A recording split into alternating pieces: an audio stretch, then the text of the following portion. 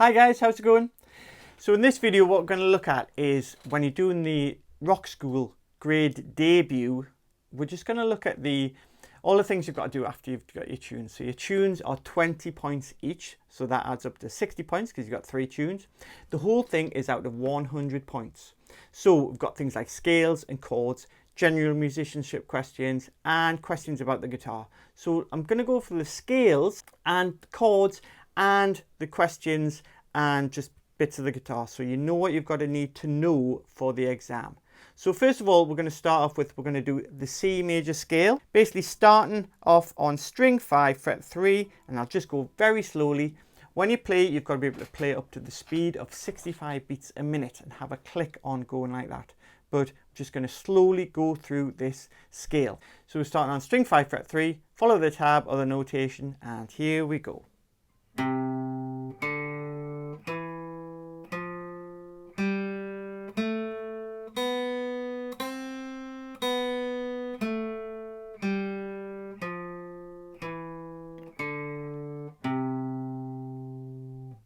Brilliant. Okay, so have a few goes of that. Remember, you've got to practice it with the click. So now we're going to look at the E minor pentatonic, which is the second on the list, starting on string 4 fret 2.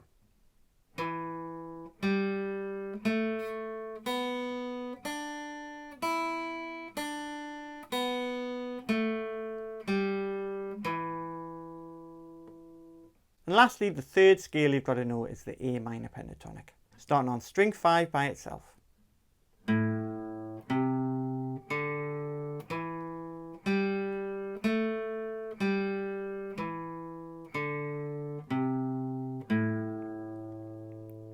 Now the chords for this exam, the Rockschool Grade Debut Exam, there are 6 different chords we've got to go through, so let's just have a little look at them.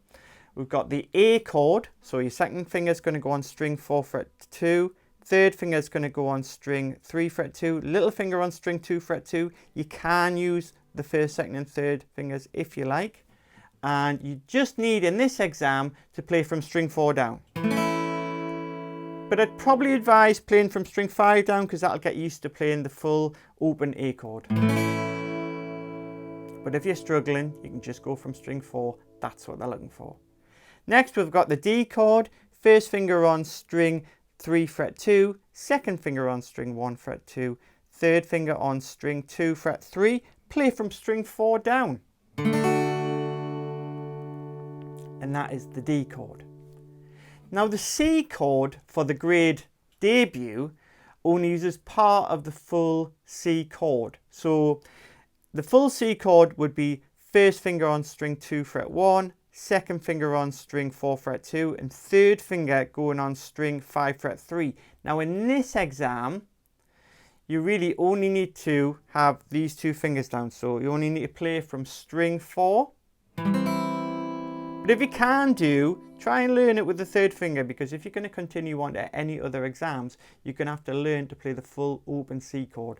But for this one, all you need, like I say, is the 4 strings.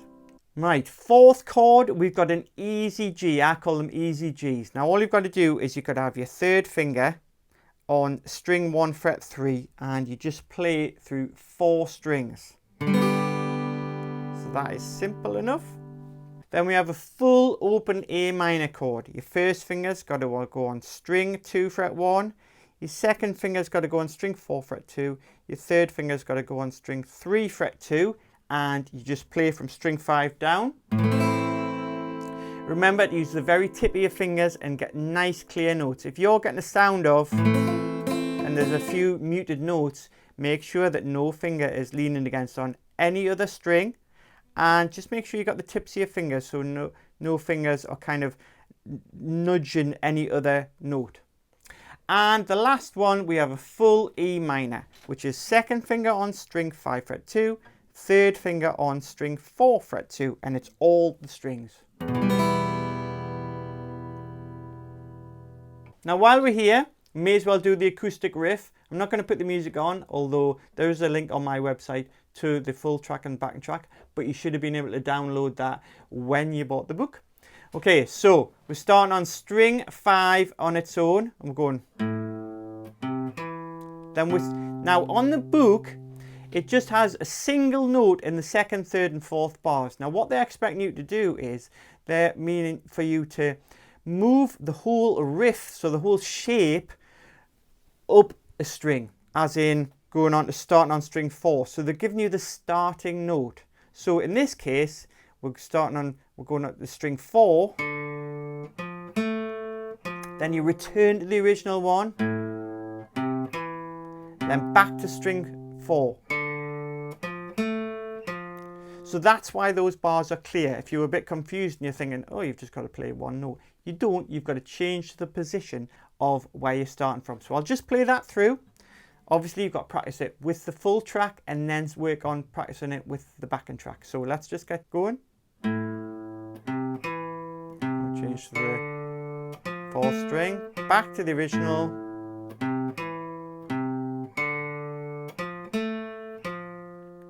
Okay, now we'll come to the sight reading. Now let's have a look at the sight reading. What is sight reading? Sight reading is when you have not seen the music before and it's your first look. So you're sight reading it it's as if you're reading a sentence for the very first time. So what they do is they give you 90 seconds. Now 90 seconds, what you're going to do is you're going to look at that bit of music. So in the debut grade, the only 2 notes you're going to be playing are the C and the D. So that's cool. So your C is there, string 2 fret 1. And your D is there, string 2 fret 3. So they're the only 2 notes that you're going to be asked to play. The examples in the book are exactly that. They're just examples, but they are not what's going to be asked of you in the exam. They're going to give you a totally different tune. The notes they're going to put in this sight reading tune are going to be semi-breves, which are whole notes, minims, which are half notes, and crotchets, which are quarter notes, and they're going to mix them up. So you're going to get 90 seconds to look at the tune. I advise you to kind of look, have a little go of it and stuff like that. And then what they're going to do is they're going to put a drum backing track on, and what they're going to do is you're going to hear that played twice through the music. First time is just when you can have a little go of it, but the second time is the one you're being graded on. Okay, so have a little attempt at it. You've been having a little attempt in your first 90 seconds. Have a little attempt with the drum backing, and then your second time it'll go straight on. It'll give you another count in for your second one straight away, and that is when you just have a go and do your best. Melodic recall. What is melodic recall? Well, what melodic recall is when you play the first note, well, they don't play it for you, it'll be actually recorded. So you can't see anyone's hand. So say if someone played the first note was that, and then they play a second note, all you've got to do is identify whether the second note is higher or lower than the first note. So let's have a look. If I did one here, it's the first note, and I went. Now, is that higher or lower than the first one? Any ideas? That was actually higher. I'll just do another one for an example.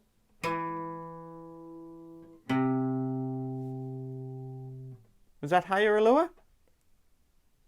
That was lower than the first one. So that's basically what you've got to do, be able to say if it's higher or lower. Moving on to the rhythmic recall. On string 6 is what you're going to be asked to play a rhythm for. So you're going to hear a rhythm, and you've got to play it back to them. So you've got to kind of work out what it is. So if they play,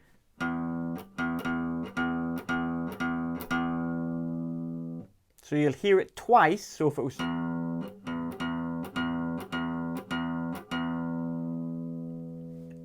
and then you're going to be asked to play that back to them.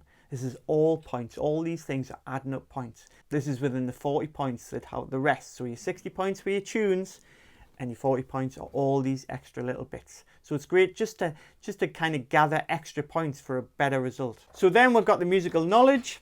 So on this, you're going to be asked to identify different symbols and different sort of things within musical knowledge that you should know. And it'll probably be on one of the tunes you've already played.